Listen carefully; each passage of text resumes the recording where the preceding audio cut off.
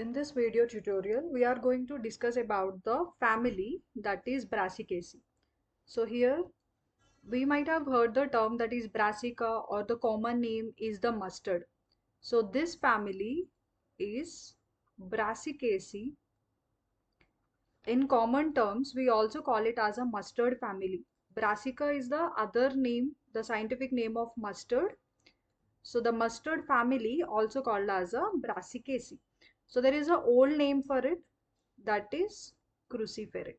So let us see why we are calling with these names. Brassica, the scientific name of the mustard. So the common term we call it as a mustard family. Cruciferae. Actually, this particular family will have the crucifix or crucifer or crisscross or X-shaped, like the cross-shaped corolla is present. That's why we call it as a cruciferae. So let us see what are the characteristics of it. How can you identify this cruciferae or Brassicaceae family? The plant organs of this Brassicaceae, they will have some strong odor. They have a pungent or the strong smell will be present in the parts of the plants or the organs of the plants.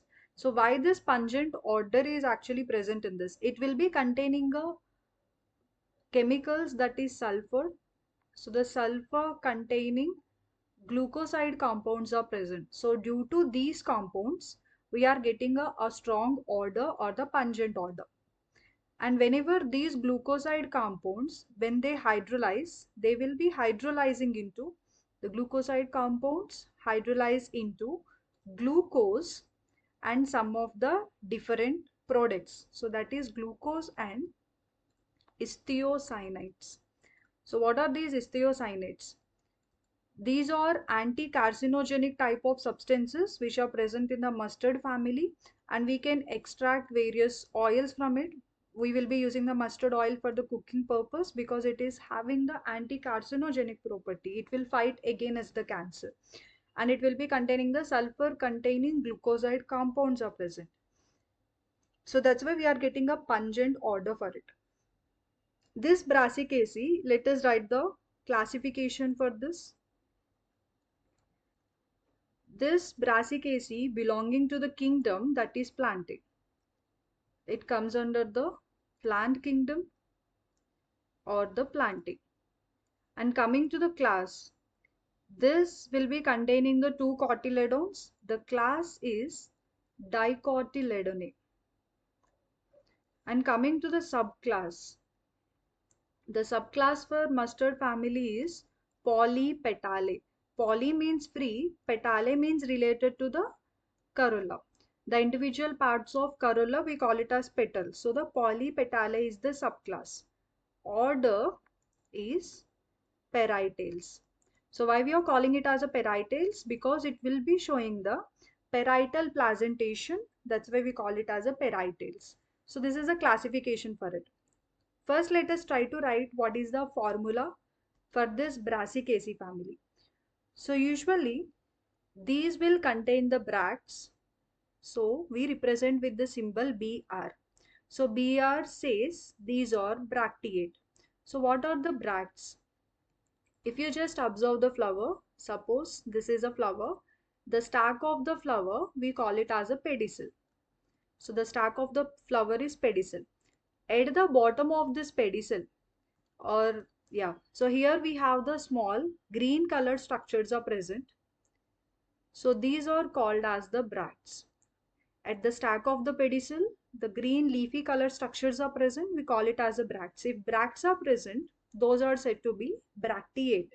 If bracts are absent, we call it as a ebracteate. And when it is coming to the symmetry, we are representing with this symbol.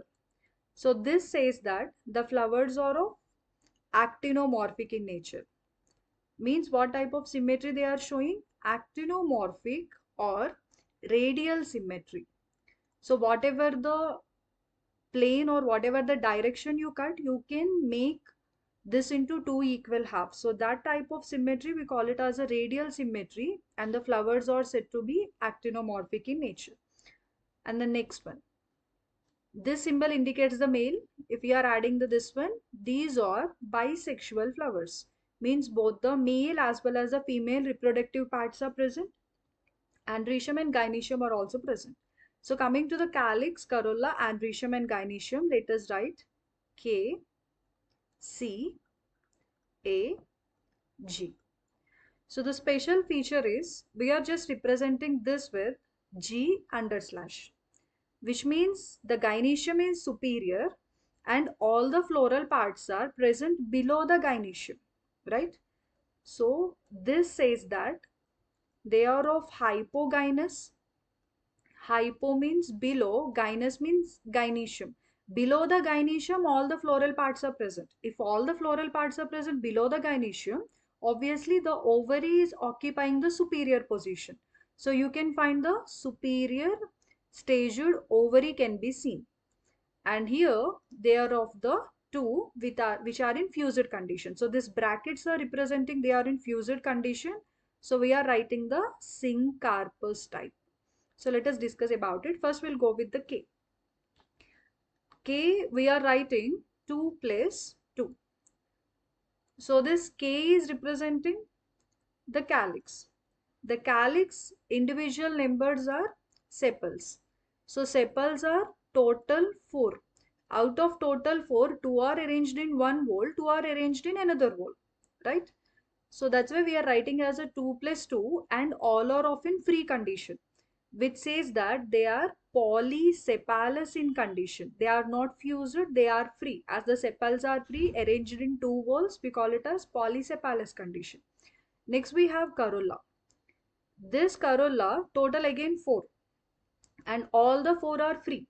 So corolla, the individual members are of petals and we mentioned here the subclass is polypetale and all the petals are 4 and all are of in free condition. That's why they are polypetalous in condition. So coming to this androecium, so this is the special for it. We are mentioning the 2 plus 4. Let us write 2 plus 2 is 4. 2 from here, 4 from here. So 2 plus 4 is in androecium. So this androecium will be showing the total of 6 stamens. The individual members of the androecium, we call it as stamens. So stamens totally are 6. But how they are present? They are freely present. If the stamens are free, we call that as polyandrous condition, the free stamens. So total 6 stamens, 2 are arranged in one whole, 4 are arranged in another whole. This condition, we call it as tetradynamous condition. So this is a one more special feature can be seen in the Brassicaceae family. Tetradynamous in condition. Coming to the gynoecium, will be containing the hypogynous superior syncarpous type of ovary. And when we discussed about this placentation, these gynoecium will be showing the parietal placentation. And there is a speciality for this parietal placentation. Initially, the ovary is of unilocular and ovules are attached to the inner side of the ovary. So suppose this is a ovary and these are the ovules attached to the inner side of the ovary. And in between these two, there is a false septum is actually formed. That false septum, we call it as a rhiplum. So due to the formation of this false septum or the rhiplum, the unilocular ovary became bilocular.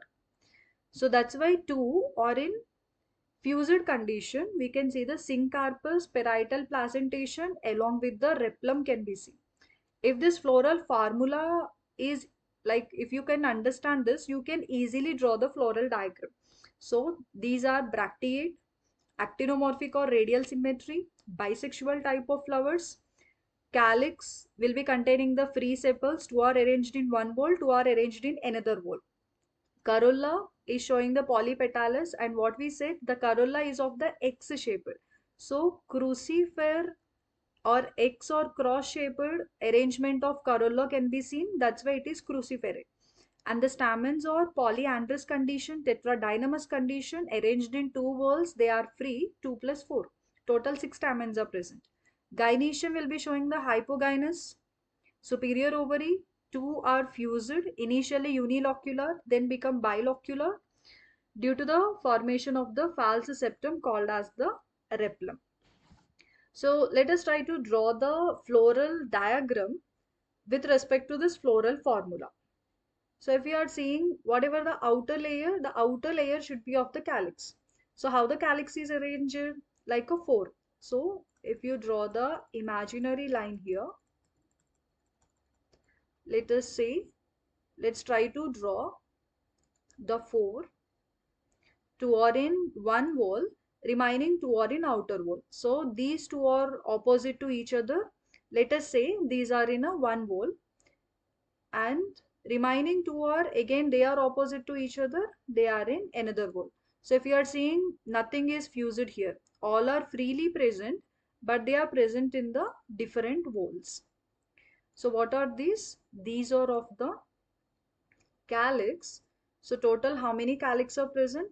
Total 4 are present, but 2 are arranged in one wall, 2 are arranged in another wall and are free. So the next one is the corolla. So the individuals of corolla, we call it as a petals. So the cruciform type of corolla is present. So what is cruciform? The X shape. If the X shape is written, whatever the corners are there, or if you see this crucifix, whatever the corners are there, there you can find the corolla. So one is here, other one is here, here, here.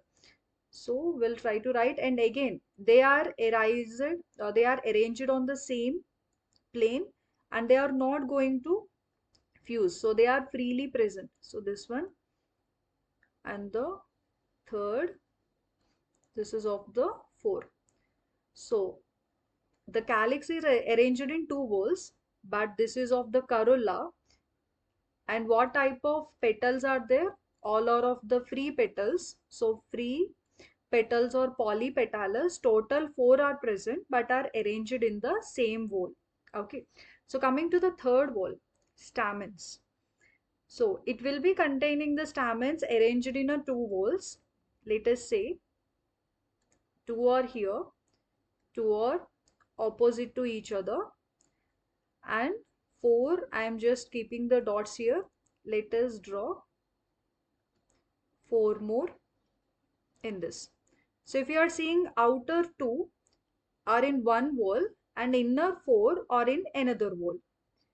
So that's why we are writing the stamens. So let us write, these are the stamens, part of the androecium. Total 6 stamens are there, but arranged 2 are in outer wall, 4 are in inner wall. So what is this condition? We call it as a tetradynamous condition. If you see the outer stamens, this is the 1 and this is the 2. These two are facing opposite to the calyx, or the each one is a sepal. So that's why these two are, as they are lying opposite to this, we are calling it as antisepalous. They are opposite to the sepals, that way they are antisepalous. If you see this, the inner wall 4 are there, they are facing this corolla. If you see this crisscross form of corolla is there, right? They are facing this corolla. So the individual parts of corolla is petals. The 4 are said to be antipetalous. So this two are antisepalous, two are antipetalous, arranged in two walls, freely present, 2 plus 4 arrangement. This condition we call it as tetradynamous condition. And here we need to recollect the one more thing.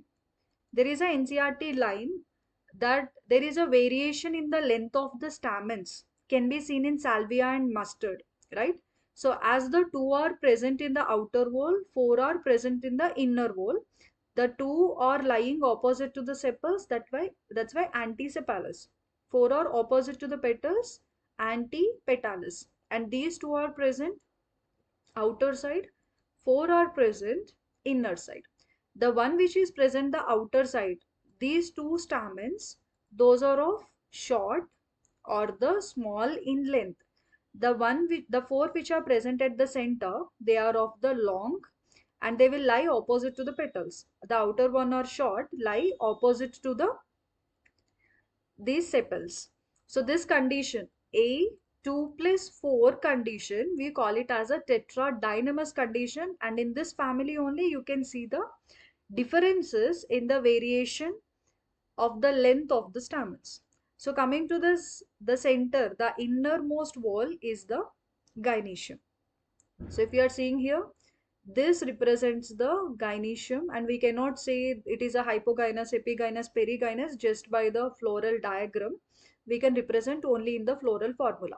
So let us say this is the ovary, and what type of gynoecium can be seen? The hypogynous, and two carpels are in fused condition. So if two carpels are there, we call it as bicarpellary, and as they are in fused condition, that's why it is syncarpous. And due to the false septum, initially it is unilocular, later it become bilocular. So the bilocular, and what type of placentation it is showing? Parietal type of placentation can be seen. So this ovary will be containing towards the inner side of the ovary wall will be having the placenta, to which ovules are attached, and there will be a formation of false septum, that is called as a repulum. That's why it is looking like as if the ovary is divided into the two chambers. Okay, so this calyx or the sepals will be present in the two walls, outer two and the inner two. Coming to the C4 or the corolla 4, four petals are present, polypetalous, and they will be showing the valvate type of estivation. All are present in the same line facing each other but not fusing or overlapping. That's why they are in free condition. And the third wall is andrecium. 2 plus 4 arrangement can be seen. You cannot find it in any other families. And 2 are in outer wall with which are like shorter one. 4 are in inner wall which are of the longer one. The outer one are facing the sepals, that's why they are antisepalous. The inner one are facing the, these 4 are facing the petals, that's why they are antipetalous. This 2 plus 4 condition, we call it as a tetradynamous condition. Coming to the ovary, the hypogynous, superior ovary, bicarpellary, syncarpous, bilocular, parietal placentation can be seen in this. So if you can understand this floral formula, then floral diagram will be easy. So let us see what are the characteristics, the morphological characteristics of this plant. So we need to discuss what type of leaves are present, the stem, fruit, seeds, root, what type of systems are present. So let us see this mustard plant. If you just observe, the mustard plant will be looking like this. So just by looking at, we can able to say what type of leaves are there and what type of shoot system is there, whether the leaves are petiolate or not, what type of phyllotaxy, what type of inflorescence. So we must be explaining all this as we learned the description of this plant. So here I'm just drawing the leaves in this pattern. So as we studied about the arrangement of leaves on the axis, we call it as the phyllotaxy, and the arrangement of flowers on the floral axis, we call it as the inflorescence. So we'll be discussing what type of inflorescence is there, what type of phyllotaxy can be seen here. So first we'll come with the stem part.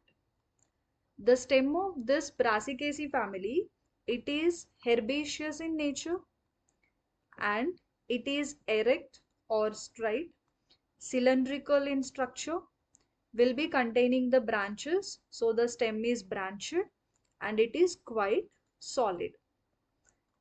So these are the characteristics of the stem. When it is coming to the leaf part, the leaf arrangement on this stem, we can see they are of the alternately arranged. So they are showing alternate phyllotaxy, and as they are containing the stack of the leaf, they are petiolate, they have the stack, and they are simple. They don't contain any stipules, that's why we call it as exstipulate. So usually stipules are whenever you can see the small leaf like structures on the base of this petiole, we call it as a stipules. If stipules are present, that is stipulate. If they are absent, they are exstipulate.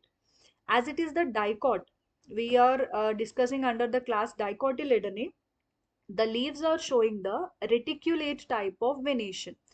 So they are alternate phyllotaxy, petiolate, simple, exstipulate, and reticular venation can be seen. So if the reticulate venation dicot characters are seen, the type of root system will be showing here is the tap root system. So taproot system, reticulate venation, dicot plant, and the seeds belonging to this mustard family, they doesn't contain any endosperm. They are non-endospermic. So let us see how the flowers are arranged. So in this, the flower will be showing the racemose type of inflorescence. So as we all know that racemose, the continuous growth of the main axis will be there and all are arranged at the sides. So here racemose, they are showing the acropetal type of arrangement. The coming to the flower is showing raceme type of inflorescence and it is bisexual, as we discussed both the androecium and gynoecium are present, that is bisexual, and they are actinomorphic or radial symmetry can be seen by it, and the flowers are tetramerous. So as we discussed, tetramerous is a condition or the number of the petals which are present. So if the four are present, that is four or multiples of four tetramerous, five or multiples of five pentamerous. So all the flowers are tetramerous in condition. There is a exceptional case, except in iberis. So in this case, you cannot find this type, and the flowers are of zygomorphic in nature. So usually they are actinomorphic in all the cases, but in the iberis it is of the zygomorphic. And ibris is like in common name we call it as Chandani. So this Chandani are showing the zygomorphic type of symmetry, remaining all are showing the actinomorphic symmetry. So when coming to the fruit part of it, the fruit of this mustard family, we call it as the siliqua. Siliqua is a fruit of the mustard family. And when it is coming to the leaf, we are supposed to explain two terms. One is a colline, other one is a ramal. Colline and ramal. So what are these? So these are explaining about the leaf arrangement or like from where they are arised. So coming to the colline, whenever the leaves are arised from the main stem, suppose this is a main stem, whenever the leaves are arised from the, so in this colline case, leaves are from main stem, those leaves are called as a colline leaves. So ramal leaves in the sense the leaves are arised from the branches of a plant, not the main stem. So this is the main stem, it will be having the branches. If on the branches leaves are arised, those leaves are said to be a ramal leaves. So in this case, leaves are arising from the branches of a plant, so not the main stem. The main stem contains the branches, so on that branches if leaves are present, we call it as a ramal type of leaves. So coming to the fruit, either we call it as siliqua or in some plants it is silicula also. So all these are the characters. So the stem, first we go with the stem. Second is the leaf, what type of leaves are present. Third is the what type of root system, seeds, flower, and the fruit. So all these are its morphological characters. So as we discussed it, this floral characters also. So coming to this, the flower part, and the outermost of the flower part is the calyx. So as we discuss, the each member of the calyx is a sepal. They are in four and are in free condition. That's why it is polysepalous condition. So two are arranged in outer wall. So two are present in a outer wall and two are present in the inner wall. Same way, we coming to the next case, the second wall is corolla. So what is the special feature about this corolla? You can see the crisscross shaped type of corolla can be seen. So here all these corolla individual members are petals and all the petals are free. So that's why they are polypetalous in condition and they are showing the valvate type of estivation. So that is a special feature of corolla here. So if you are seeing, if you see the petal will be looking in this way. So if you keenly observe, it is having the two ends. One is a narrower end, other one is a broader end. So one is the lower region is like narrower of the petal. So we are talking about the individual number of corolla, and this is a upper one. This is somewhat broader or the wider. So the lower, narrower, stack-like structure, this is called as a claw. So the one which is present at the lower, that is called as a claw. The one which is present, the upper, expanded, wider type of structure, this is called as the limb. So most of the flowers will be having the same type of petals. So coming to this, here, when it is coming to the sepals, till now we have discussed the four types of estivation. So one is like a valvate, twisted, imbricate, vexillary type of estivation was seen. But here, if the flowers are tetramerous, we will be having the same type of estivation. But if the flowers are pentamerous, you can find the another special type of estivation. We call it as a quincuntial. So this quincuntial is the another type of estivation, which means either they are of the valvate or maybe of the imbricate, or they may show the quincuntial. So in the quincuntial estivation, two are completely present outside and two are completely present inside, and other one will be showing the twisted type of estivation. So this can be seen in the case of pentamerous flowers. If they are tetramerous, either valvate can be seen or the imbricate estivation can be seen. If they are of the pentamerous, so let us see how they are arranged. So as we told, the one is the two are completely outside, remaining two are completely inside, and the another one is showing the twisted type of estivation. So this is called as a quincuntial estivation. And coming to this, stamens, as we already discussed, they are of the different lengths. 2 plus 4 arrangement, tetradynamous condition can be seen. Coming to the gynoecium, parietal placentation, rhiplum can be seen, non-endospermic seeds, bicarpillary, syncarpous, curved ovules are present. Now, let us see what is the economic importance of it. So this mustard family can be taken as the food, or they can be having the medicinal values and the ornamental. Let us see what can be taken as a food. The one which you are eating, like radish, turnip, cauliflower, cabbage, so all will be tasting somewhat the same, and they are belonging to the same family: cauliflower, cabbage, nolcole, and the mustard. So all these are of the can be taken as the food. And coming to this, what are the medicinal value plants comes under this Brassicaceae? So the medicinal valued one are candy tuft or the chandani.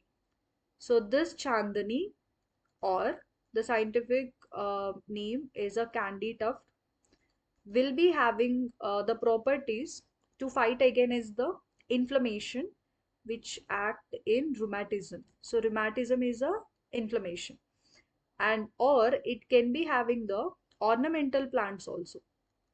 So the ornamental plants like chandani or the shepherd's purse, we call it as Capsula bursa, chandani. So the chandani scientific name is Eberis amara. This is a ornamental plant, and the another one, the common name is shepherd's purse. The scientific name is Capsula bursa. These two can be act as a can be used as a ornamental plants.